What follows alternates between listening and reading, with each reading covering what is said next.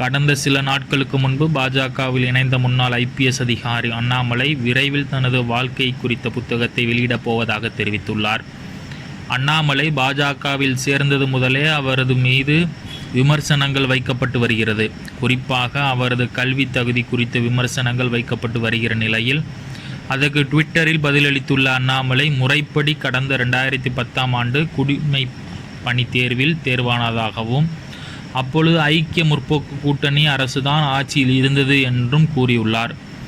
குடிமைப்பணி தேர்வில் தேர்வானது மட்டுமின்றி IPS பயிற்சியில் முதலிடம் பிடித்து தங்கப்பதக்கம் பெற்றுள்ளதாகவும் தெரிவித்துள்ள அவர், அரசியல் கட்சிகளின் சிபாரிசு இல்லாமல் சொந்த முயற்சியில் IPS அதிகாரியாக பதவியேற்றதாகவும் தெரிவித்துள்ளார். காங்கிரஸ் அரசில் தொடர்ந்து 6 ஆண்டுகள் பணியாற்றியதாகவும் பாரதிய ஜனதாவுடன் வெறும் 4 நாட்கள் மட்டுமே பணியாற்றியதாகவும் கூறியுள்ளார் அண்ணாமலை. மேலும் தனது வாழ்க்கை குறித்த புத்தகத்தை விரைவில் வெளியிடப் போவதாகவும் அந்த ட்விட்டரில் பதிவில் தெரிவித்துள்ளார்.